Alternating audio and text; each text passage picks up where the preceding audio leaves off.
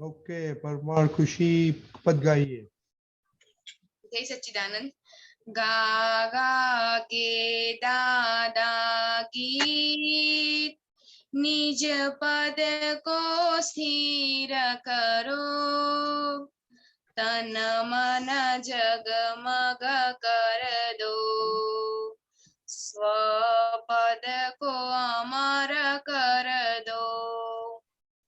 मानव के भव में ही मुक्ति का पथ मिले, दूसरी सब गतियों में कर्मों फल रस पीले। जीव मीट के शिव बनो, ईश्वर जागृत कर दो, मानव से देव बनो, खुद को ही खुदा कर दो।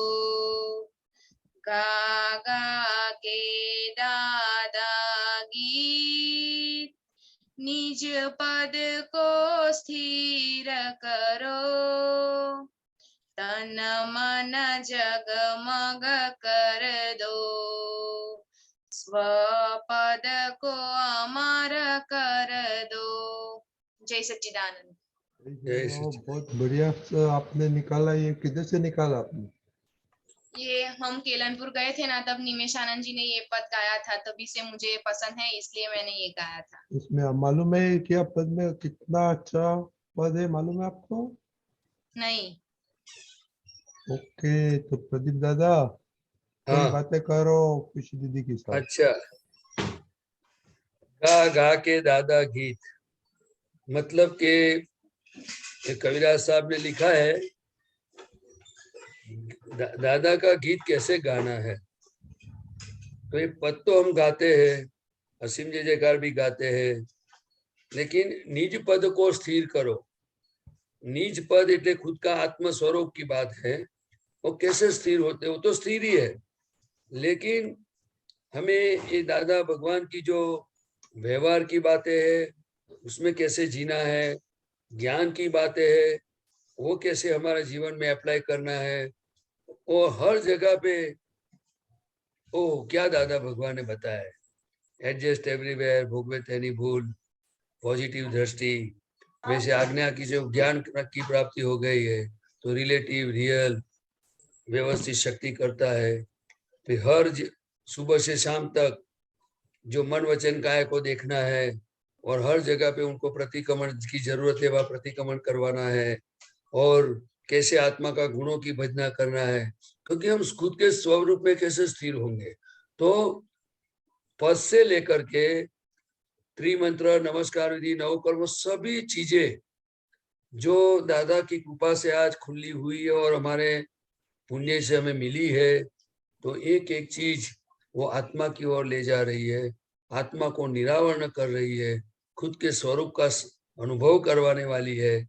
इसीलिए हमें ये दादा का गीत गाना मतलब दादा की आज्ञा और दादा ने जो बात बताई है वो दादा के आशय से समझ में आवे, और इस रास्ते पे हमारा पुरुषार्थ हो, जिससे हमें हमारी स्थिरता, हमारा सुख का स्वरूप अनुभव होगा।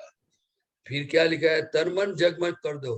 तो तन मन जगमग कभी हो सकता है, क्योंकि ये जितने जितने मन वचन काया में वीकनेस है, नेगेटिविटी है, वो हर संजोग में, हर समय में हमें ये देखना है कि अंदर क्या क्या चल रहा है। किसी का व्यवहार देख के, किसी की वाणी सुन करके, वो हमें अंदर की सब नेगेटिविटी से जितना हम मुक्त होते जाएंगे, तो दादा ने उसके लिए क्या रास्ता दिखाया है, वो हमें समझ करके उसका पुरुषार्थ करेंगे, तो हमारा तन मन जगमग होता जाएगा। नहीं तो व्यवहार में हमें सब पता है कि हमारी वाणी कैसे निकलती है, विचार कैसे आते हैं, एक साथ में एक घर में रहते हुए भी हमें इतना अच्छा है कि एक दूसरे के मन की बात कोई पढ़ नहीं सकता है।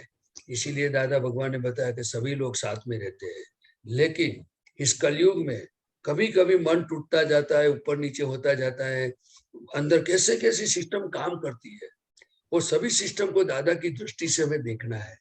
वो जितनी दिखेगी इतना हमारा तन मन जगमग होता जाएगा।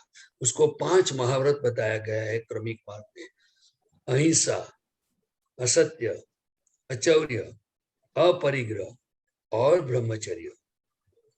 और दादा भगवान ने ये सभी महाव्रतों की सभी बातें, 9 कलम, 5 आज्ञा और सभी चीजों में उनका अलग अलग से उनका अंदर, उसको क्या हिंदी में क्या बताया जाता है मुझे समझ में नहीं आता, तो दीपक आनंद जी से पूछना पड़ेगा, उनका समावेश किया है।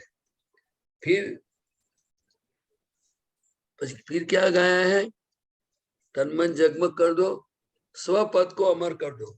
स्वपद महीना के आत्मा तो अमर ही है, लेकिन वो उनकी अमरत्व का वो कभी वो नमो सिद्धांतम होगा तभी अमर होता है, क्योंकि वो मन वचन काया का जो कवच है, उसका जो लेयर है, उसको खोखा भी बोलते हैं, उसको चोला भी बोलते हैं हिंदी में। ये मन वचन काया का चोला जब आत्मा पर से निकल जाएगा संपूर्ण और आत्मा निरावरण हो जाएगा, वो ज्ञानी पुरुष की कृपा से उनकी आज्ञा से होता है, तो फिर अमर हो जाते हैं। अमर महीना फिर ये देह नहीं है तो फिर जन्म लेने का और मरने का कोई सवाल ही नहीं होता। जब तक अज्ञान है, कर्म है, तब तक ये देह का बंधन है, देह का बंधन है तब तक जन्म भी है और मरण भी है। इसीलिए दादा की हर बातें हमें अमर पद की प्राप्ति कराने वाला है, अमर पद की अनुभूति कराने वाला है।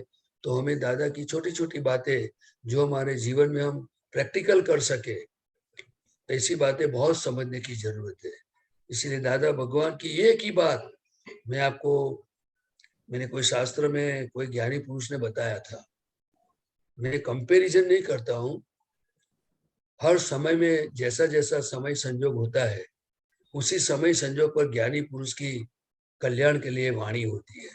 तो एक ज्ञानी पुरुष ने जो हमारे हिंदुस्तान में हो गए दादा भगवान से पहले, उन्होंने बताया था कि બીજું કાંઈ શોધમાં એક સત્પુરુષને શોધી અને તેના ચરણ કમળમાં સર્વ ભાવ અર્પણ કરી અને વર્ત્યો જા, પછી જો તને મોક્ષ નહીં મળે તો તું મારી પાસે માંગજે, જો તને મોક્ષ ના મળે તો મારી પાસે માંગજે। उस समय के ज्ञानी पुरुष ने जो समय संजोग से देखा वो बताया, और इस काल में दादा भगवान की हर बात अथरामन टाड़ो, मोक्ष के दरवाजे पहुंचेगा, बन्युति न्याय, 5 आज्ञा, प्रतिक्रमण, बहुत सारी असीम जय जयकार, सिर्फ एक असीम जयकार सेंटेंस पकड़ लिया दरवाजे पहुंच जाएगा। लेकिन ये सभी बातें सुनने में आनी चाहिए, सुनने के बाद ऐसी पुण्य होनी चाहिए कि जैसे बात हमें समझ में आवे, वो समझने के लिए भी पुण्य चाहिए, और फिर उसके पीछे सिंसियरिटी धीरे धीरे बढ़ती जाती है। ये सिंसियरिटी एंड मोरालिटी का मार्ग है, वो दादा भगवान ने बताया है। तो हमें ये दादा का गीत पद भी गाना है, उसको भी शुक्ल ध्यान की श्रेणी में लिखा हुआ है, लेकिन असीम जयकार वगैरह बहुत सारी चीजें हैं जो हम दादा को श्वास उश्वास में हम उसको फिट करते जाएंगे तो हमारा काम हो जाएगा। तो क्या हो जाएगा, जैसे जैसा सुख दादा के पास था वैसा सुख हमें आएगा। हम कलयुग में जन्म लिया है, हमारे में कमजोरियां है, लेकिन कमजोरियों को सपोर्ट नहीं करना है, वो अक्रम विज्ञान की बहुत बड़ी बात है। लोग क्या करते हो समझ में नहीं, लोग कमजोरी देखते हैं तो उसके साथ डिफरेंट व्यवहार होता है, आप समझ में आए ना। लेकिन हमारे अंदर जो कमजोरी है उसको हमें झांकना है और उसको समझना है, और जैसी वो समझ में आवे तो उसको सपोर्ट नहीं करना है, बस दैट्स ऑल। तो तन मन जगमग होते जाएंगे। हमारे में शायद थोड़ी बहुत कमजोरी होती होगी, आप लोगों को क्या लगता है, वीकनेस है? हाँ, ये पूरा सत्संग जो चलता है ये पुद्गल और आत्मा के बीच की बात होती है दोनों की, तो हमें ये हमारी यही प्रगति के लिए ये पूरा ये झूम पे सत्संग होता रहता है। आपको समझ में आया ना? लेकिन हाँ। हमारी दृष्टि में समझ में आएगा, फिट हो जाएगा कि भाई मेरे कल्याण के लिए बात है, तो फिर आपका प्रोग्रेस और होता जाएगा। और जब ये लगेगा भाई उन्होंने बोला, मैंने सुना, मुझे अच्छा लगा, इट्स गुड, ये अच्छी बात है, लेकिन ये चीज मेरे लिए है। ये मैंने सुना, धन्य है दादा भगवान, आपने आपके पुत्रों से महात्माओं से बात बताई तो मुझे आज सुनने को मिली। आप समझ में, मुझे वो रास्ते पर परफेक्ट होना है, तो दादा आपके साथ होते जाएंगे। आपको समझ में आया? हाँ।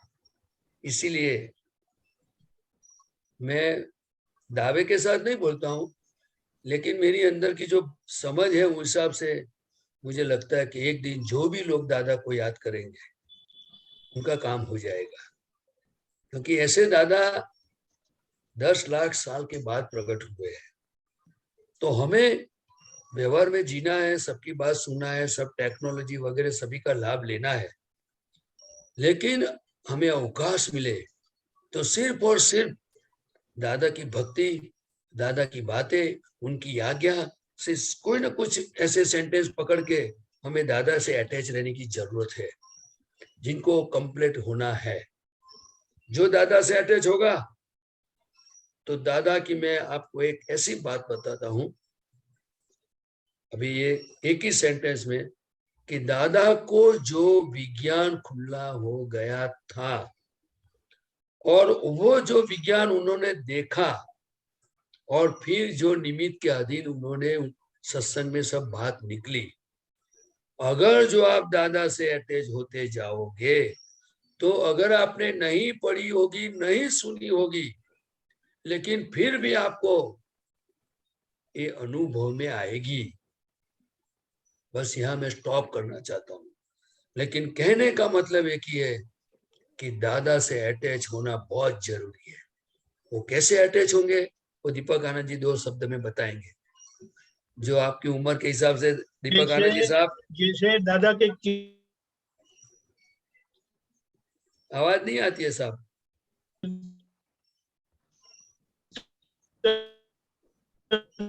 नहीं आती है, गाएंगे कीर्तन नहीं आती है। अभी अभी बोलो। अभी आई? अभी हाँ आई? हाँ हाँ, जितना दादा के गुण गाएंगे, दादा के कीर्तन भक्ति करेंगे, गुण यानी कीर्तन, उनके बखान करना कि दादा ऐसे है, दादा ऐसे है, दादा ऐसे है, अपने आप वो हम उनके जैसे होते जाते हैं। उसे कीर्तन भक्ति कहते हैं।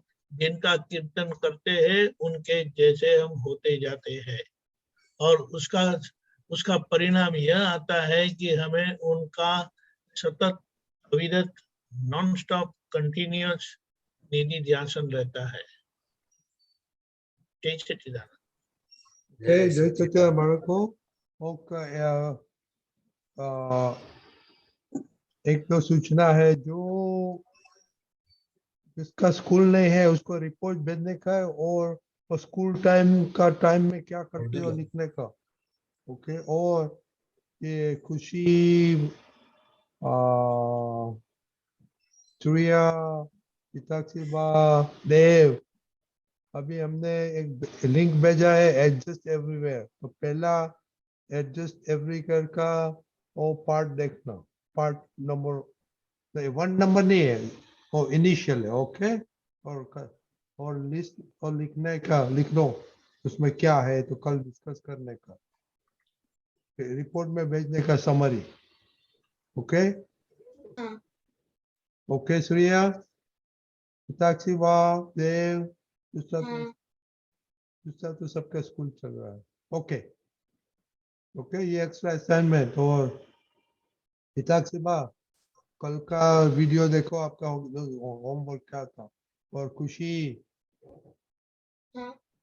और ये वो चिनाई वाली, वो एक्स्ट्रा होमवर्क, आपने क्या गोल्डन ब्रेक किया रूल, भिंडी नहीं खाई।